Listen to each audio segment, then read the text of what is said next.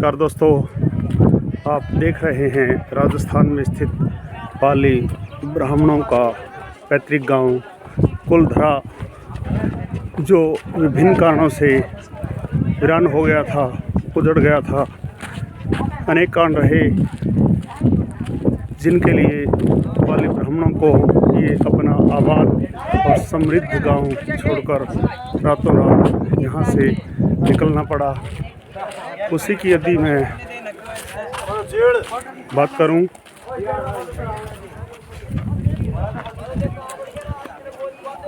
आइए जानते हैं पाली गांव के इतिहास को।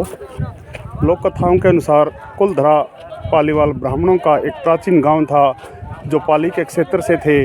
उन्होंने कुलधरा के चारों ओर 84 गांवों का निर्माण किया, तथापि जैसलमेर राज्य के एक शक्तिशाली मंत्री सलीम सिंह के उत्पीड़न और भूकंप और सूखा जैसे कारणों की वजह से उन्हें रातों रात गांव छोड़ना पड़ा।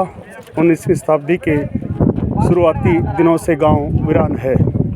आइए और विस्तार में आपको दिखाता हूं किस तरह से आबाद रहा होगा आज से 500,000 साल पूर्व।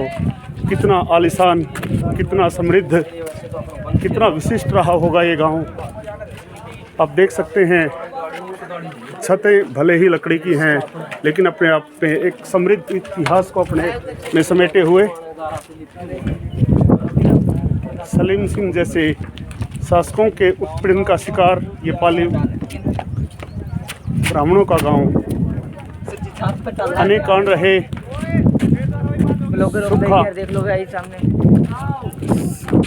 सूखा, आंधी तूफान और जालिम सलीम सिंह की अतताई निगाहों ने इस गांव को उजड़ने पर मजबूर कर दिया। आप देख रहे हैं वीरान और उजड़े हुए गांव को। जहां तक आपकी नज़र जा रही है, अंदाज़ा लगा सकते हैं उनकी आलीशान इमारतों को देखकर कितना आबाद रहा होगा। सुनने में आया है कि यहाँ जो पाली गोत्रीय ब्राह्मण आबाद थे, आज हमारे देश के भिन्न भिन्न हिस्सों में समृद्ध और बड़े बड़े उद्योगपति बने हुए हैं। आप देख सकते हैं किस तरह से गलियाँ, पत्थर की गलियाँ, और ये गोल्डन पत्थर जैसलमेर सिटी गोल्डन सिटी के नाम से मशहूर है। और वो वही आप यहाँ भी देख रहे हैं, सारा पत्थर गोल्डन कलर का। चाहे मकानों की बात है, दीवारों की बात है, चाहे यहाँ की सड़कों गलियों की बात है, एक बिल्कुल समृद्ध सुदृढ़ तरीके से इस गांव को आबाद किया गया था। जहाँ तक भी आपकी नज़र जा रही है, आप देख रहे हैं एक वीरान और उजड़े हुए कुलधरा गांव को, एक समृद्ध इतिहास को अपनी इन दीवारों में समेटे हुए कुलधरा गांव। भले ही वीरान क्षेत्र है, लेकिन पाली गोत्रीय ब्राह्मणों ने इस गांव को किस तरह से बसाया, गवाही दे रहा है इनके समृद्ध और शक्तिशाली होने का। पाली वाली ब्राह्मण आज देश के भिन्न भिन्न हिस्सों में बड़े बड़े उद्योगपति बने हुए हैं, लेकिन हम सोच भी नहीं सकते कि क्या कारण रहे होंगे वो रातों रात इस गांव को छोड़कर निकल गए। कुलधरा एक पावन धरा, लेकिन आज अपने इतिहास को समेटे वीरान। परिंदा भी यहाँ देखने को नहीं मिल रहा है, लेकिन यही गलियाँ कभी आबाद थी। बच्चों की किलकारियाँ यहाँ गूंजती थी।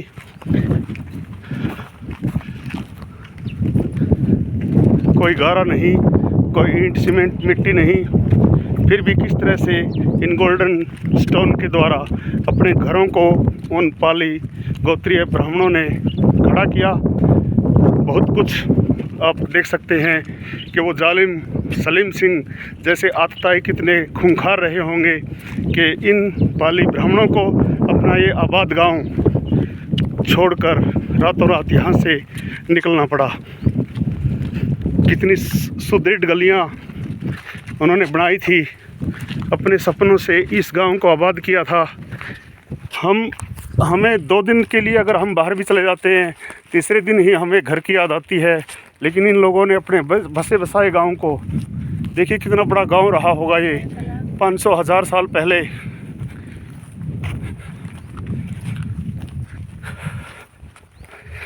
देखते रहिए मेरे साथ, बालू रेत के टिब्बों के बीच स्थित एक समृद्ध गांव, लेकिन आज वीरान पड़ा है, अपने सुनहरे अतीत को अपने में समेटे हुए।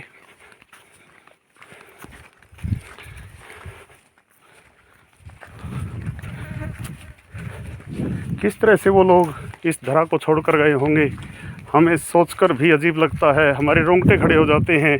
कोई हमें कहे कि ये गांव छोड़िए, या किन्हीं कारणों से हमें जब अपनी मातृभूमि छोड़नी पड़ती है तो हम अंदाज़ा भी नहीं लगा सकते कि कितना कुछ दर्द, कितनी पीड़ा उस मातृभूमि को छोड़ते हुए रही होगी। जहाँ तक पालीवाल ब्राह्मणों के इतिहास की बात है, अभी हम अखबारों के माध्यम से, रेडियो टीवी के माध्यम से यदा कदा जानकारियाँ इनकी मिलती रहती हैं कि ये आज देश के नामी ग्रामी उद्योगपतियों में शामिल हैं। मुझे लगता है एक तरह से उनका यहाँ से निकलना, उनका यहाँ से उजड़ना उनके लिए बहुत अच्छा रहा। अगर यहाँ होते तो शायद ही वो देश के बड़े उद्योगपति, बड़े लोगों में उनकी गिनती ना हो पाती। ऊपरवाला जो करता है वो अच्छा ही करता है।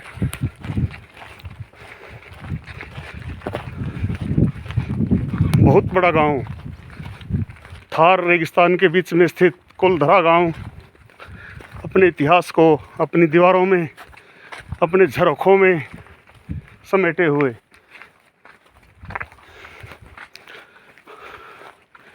और हम लोगों ने आज इस गांव को टूरिस्ट डेस्टिनेशन बना दिया है। लोग दूर दूर से इस वीरान उजाड़ गांव को देखने आते हैं। अपने आप में हमारे लिए दुर्भाग्य, किसी का आशियाना छीन जाना, किसी के घर मकान खेत खलिहान बाग बगीचों का यूं लुट जाना अपने आप में एक बहुत ही दुखद एहसास हमें करवाता है।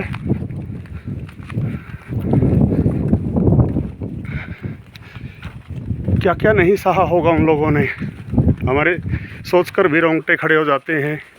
अपने आबाद गांव को, अपने घरों को, खेत खलिहानों को, अपने कारोबार धंधे, खेती बाड़ी, पशुपालन सब कुछ छोड़कर जब किसी कारणों से निकलना पड़े, आप सोच सकते हैं उन लोगों ने कितने दुख सहे होंगे।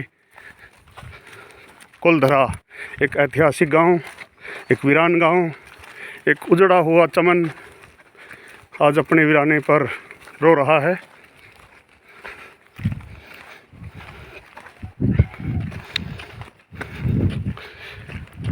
इन गलियों में कभी एक हरा भरा पूरा भरा गांव आबाद था, लेकिन आज यहाँ वीराने के अलावा कुछ भी, आप यहाँ परिंदे भी पर नहीं मार रहे हैं।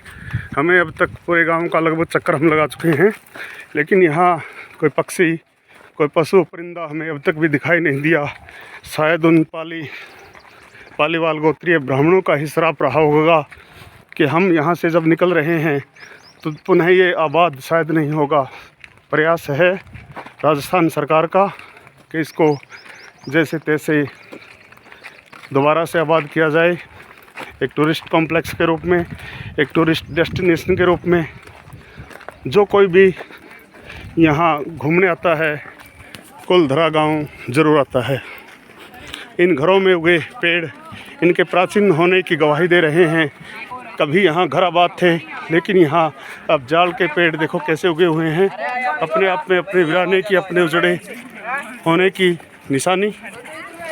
तो ये था कुलधरा गांव, आज अपने वीरान उजाड़ होने की गवाही फिर मैं आपको ले आया हूँ। गांव के बीच में स्थित आलीशान हवेलियों का निर्माण पुनः जो किया गया है, उसी गलियारे में, उसी कॉम्प्लेक्स में आप लोग देख रहे हैं धीरे धीरे राजस्थान सरकार निर्माण कर रही है।